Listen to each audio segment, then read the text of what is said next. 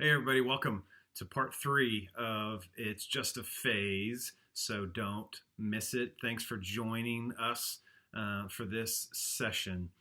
This is a series all about parenting and what it looks like for us as parents to have the main influence in the life of our kids. And I came across a definition of parenting this week that I thought I would share with you. I didn't use this in the message, so this is all bonus material. Here's the definition. It says parenting is an infinite task with eternal consequences that must be done with finite resources on a limited timeline by imperfect people with virtually no experience that get little thanks, sleep, or free time and comes with no second chances. Like, who's in?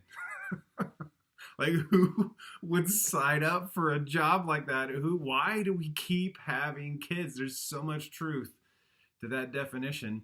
And yet, here we are. We find ourselves as parents. And so, again, throughout the series, we've not been talking about what does it look like to have the perfect family. We've been talking about what it looks like to leverage the phase that we are in right now as parents, where our kids are, maybe where our parents are, where our family is as a whole. We're leveraging the season we're in right now and doing whatever we can to focus on God's better story for our family. Not the perfect picture, but God's better story for our family.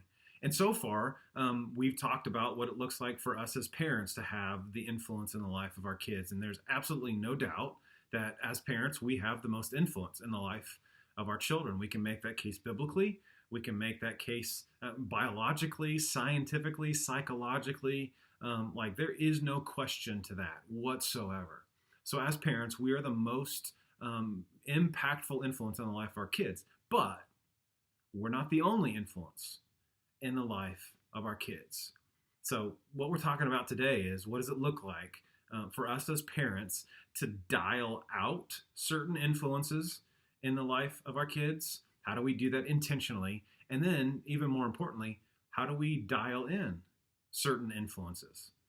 What does it look like for us as parents to put our kids in intentional relationships with other adults, other people that are going to say some of the same things that we're trying to say to them, teach some of the same things that we're trying to teach to them? That's what this is all about today. So as you jump in, as you talk about this with your group, I want you to think a little bit about some of the influences in your life when maybe you were your kid's age, and how that impacted you, how that shaped you, how that determined the direction and quality of your life, because that's what friends do. They determine the direction and quality of our life. So glad you're here with us for part three. Here we go.